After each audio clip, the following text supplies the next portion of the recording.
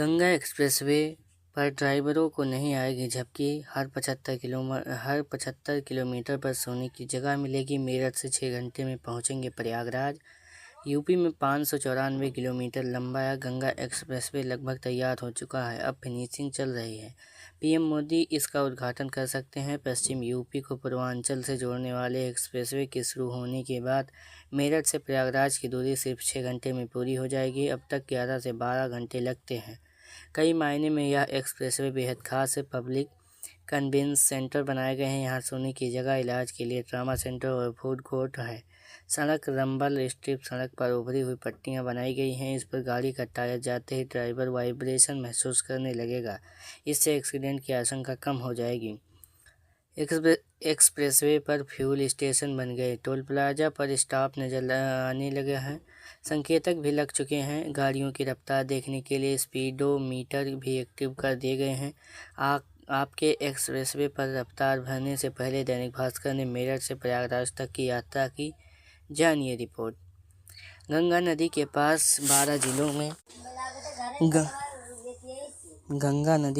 12 जिलों में गुजरने की वजह से इसे गंगा एक्सप्रेसवे नाम दिया गया। मेरठ से करीब 7 किलोमीटर दूर हापुड़ बॉर्डर पर बसे बिजौली गांव से इसकी शुरुआत होती है। मेरठ को हरिद्वार, सहारनपुर, बुलंदशहर जैसे शहरों से जोड़ने वाला नेशनल हाईवे 334 भी यहाँ से गुजरता है। हमने भी अपने सफ़र की शुरुआत यहीं से की। बिजौली पहुंचकर देखा कि एक्सप्रेसवे के एंट्री और एग्जिट पॉइंट बंद थे। वहां कुछ कर्मचारी मौजूद थे। उन्होंने बताया कि सिक्योरिटी के लिए ऐसा किया गया है, क्योंकि बाइकर स्टंट के लिए एक्सप्रेसवे पर आने लगे थे। यहाँ कुछ दूर बाइक सवार नज़र भी आए, हालांकि वो सिर्फ सफ़र करना चाहते थे। हमने उनसे बात की। मेरठ में के रहने वाले रवि कुमार कहते हैं, पहले हमें गढ़ मुक्तेश्वर ब्रजघाट के लिए दिल्ली हाईवे से होकर जाना पड़ता था। एक्सप्रेसवे बनने के बाद कम समय में पहुंच जाएंगे। यहाँ स्टाफ ने हमें बताया कि हाई स्पीड एक्सप्रेसवे पर सिर्फ कार और भारी वाहन ही चल सकते हैं, बाइक एक्सप्रेसवे पर नहीं जा सकती।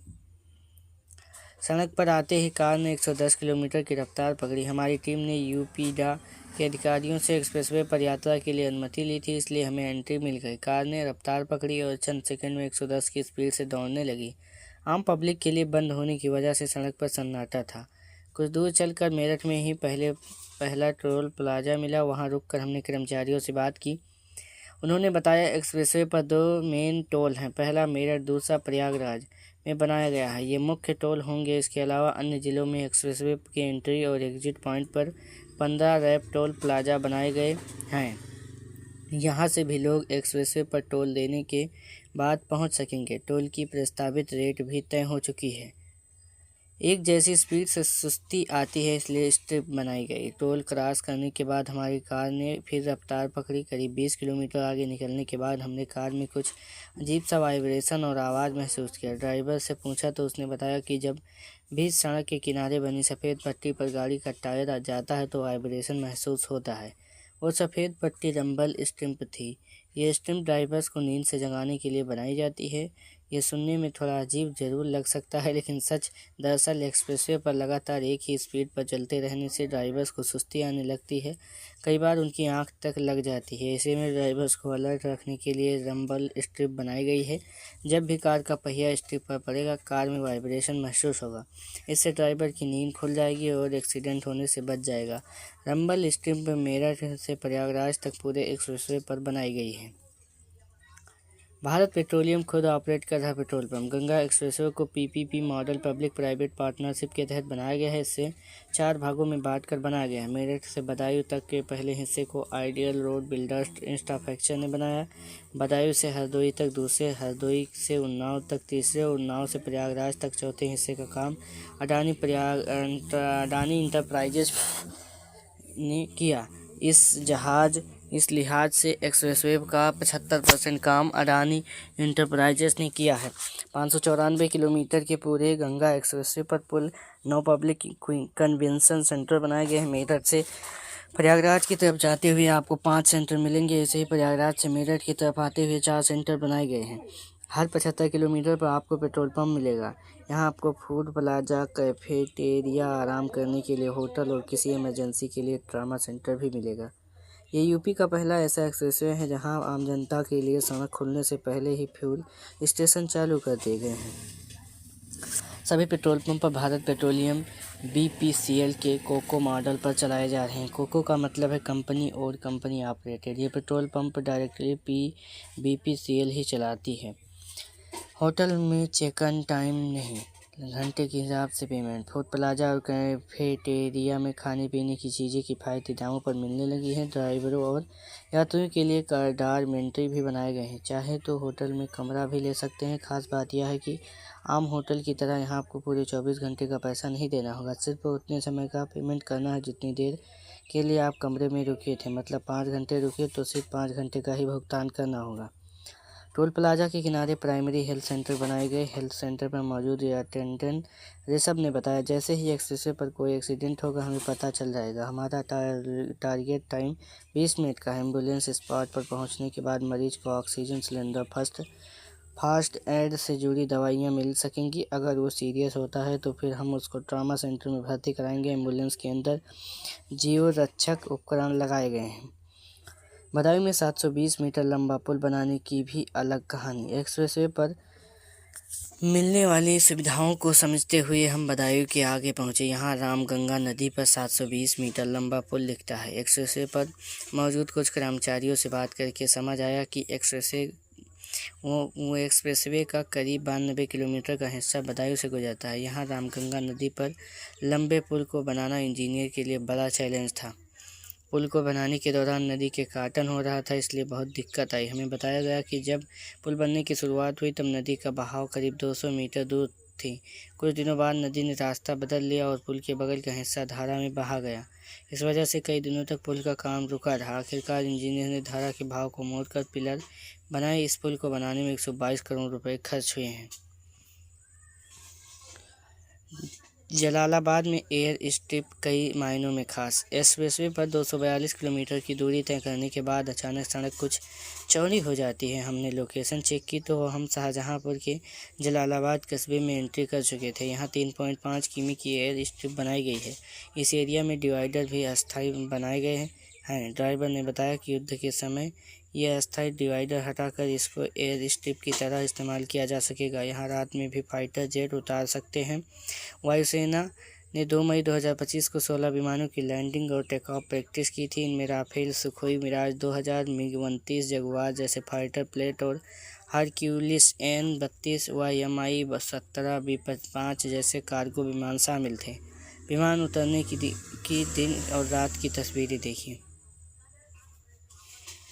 दिन में मई 2025 में प्रैक्टिस के दौरान सुपर हरक्यूलिस विमान एयर स्ट्रिप को छूकर और टच एंड गो गया था। रात में वायुसेना के फाइटर जेट ने भी एयर स्ट्रिप पर उतरने का अभ्यास किया था। सटीक ऑपरेशन में मददगार war time runway. Ganga expressway को वार टाइम रनवे के रूप में तैयार किया गया है। नाइट लैंडिंग से वायुसेना अंधेरे में भी सटीक ऑपरेशन करने में सक्षम है। यूपी में वायुसेना के 7 एयरबेस हैं। किसी भी एयरबेस पर हमला होने पर गंगा एक्सप्रेसवे ऑप्शनल रनवे के तौर पर काम कर सकता है। स्ट्रेटेजिक लोकेशन पर एयर स्ट्रिप बनाने के लिए शाहजहांपुर रणनीतिक रूप से अहम। यहाँ से पाकिस्तान और चीन बॉर्डर तक तुरंत एयर सपोर्ट भेजा जा सकता है। Disaster management. प्राकृतिक आपदा की स्थिति में एक्सप्रेसवे पर एयरक्राफ्ट और हेलीकॉप्टर उतारे जा सकेंगे। राहत सामग्री, दवाइयाँ और जवान तेजी से भेजे जा सकेंगे। गंगा एक्सप्रेसवे के नीचे गुजरता है NH-19। शाहजहांपुर से होते हुए हरदोई उन्नाव के रास्ते हम रायबरेली पहुंचे। यहाँ लखनऊ प्रयागराज हाईवे 4 लेन कर दिया गया। इससे पहले यहाँ अक्सर जाम की स्थिति हो जाती थी। करीब 20 किलोमीटर आगे अयोध्या से चित्रकूट को जोड़ने वाला रामपथ भी बनकर तैयार है। दोपहर 1 बजे से मेरठ से शुरू हुआ सफ़र शाम करीब 7 बजे प्रयागराज में ख़त्म होने वाला था। शहर से करीब 15 किलोमीटर पहले प्रयागराज प्रतापगढ़ रोड पर शिवगढ़ होते हुए जूड़ापुर दादू पहुँचे। यहाँ आकर गंगा एक्सप्रेसवे ख़त्म होता है। दिल्ली को कोलकाता से जोड़ने वाला नेशनल हाईवे 19 यहाँ गंगा एक्सप्रेसवे के नीचे से गुजरता है। जिसे प्रयागराज जाना होता है वो यहीं से शहर के अंदर जा सकता है। वहीं NH-19 के जरिए 2 घंटे में वाराणसी पहुंचा जा सकता है। वहीं 160 किलोमीटर दूर अयोध्या VSA में ये एक्सप्रेसवे धार्मिक टूरिज्म के हिसाब से भी बनाया गया है। 1 किलोमीटर एक्सप्रेसवे बनाने में 62 करोड़ का खर्च। PM नरेंद्र मोदी ने 18 दिसंबर 2021 को शाहजहांपुर में गंगा एक्सप्रेसवे का शिलान्यास किया था। इससे बनाने में करीब 37,350 करोड़ रुपए की लागत आई है। इस लिहाज से 1 किलोमीटर एक्सप्रेसवे की कीमत 62 करोड़ 87 लाख रुपए पड़ती है। 37,000 करोड़ रुपए में से करीब 9,500 करोड़ रुपए जमीन खरीदने में खर्च हुए। किसानों को तय सर्किल रेट से 4 गुना ज़्यादा मुआवजा दिया गया। मेरठ में 1 बीघा जमीन का सर्किल रेट 3 लाख रुपए था, जबकि सरकार ने 12 लाख रुपए बीघा के हिसाब से पेमेंट किया है। ये अच्छी बात है।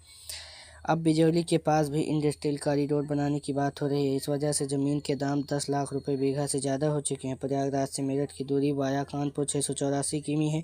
गंगा एक्सप्रेसवे के शुरू होने से घटकर 594 किलोमीटर रह गई है। वहीं प्रयागराज से दिल्ली जाने के लिए लखनऊ आकर आगरा एक्सप्रेसवे पकड़ने की बात की ज़रूरत नहीं होगी। गंगा एक्सप्रेसवे को आगे हरिद्वार तक बढ़ाने की प्लानिंग भी हो रही है। इसके अलावा मेरठ प्रयागराज के बीच 10 जिलों प्रतापगढ़, रायबरेली, उन्नाव, शाहजहांपुर, हरदोई, बदायूं, अमरोहा, संभल, बुलंदशहर और हापुड़ में भी कनेक्टिविटी बढ़ेगी। 3 सेक्टर्स को बड़ा फायदा। पहला, रियल एस्टेट। एक्सप्रेसवे शुरू होने से कनेक्टिविटी बढ़ जाएगी, ज़मीन के रेट बढ़ेंगे, खासतौर पर आवासीय रियल एस्टेट में तेजी उछाल आएगा। दूसरा, धार्मिक पर्यटन। प्रयागराज, वाराणसी, गढ़, मुक्तेश्वर, हरिद्वार जैसी धार्मिक जगहों पर पहुंचना आसान होगा। अयोध्या जाने के लिए प्रतापगढ़ उतरकर पहुंचा जा सकेगा। तीसरा, इंडस्ट्री। कनेक्टिविटी बढ़ने से छोटे शहरों तक कच्चा माल आसानी से पहुंचेगा, फैक्ट्रियां और उद्योग शुरू हो सकेंगे। साथ ही पहले से चल रहे दूसरे बिजनेस में भी तेजी से बढ़ेंगे।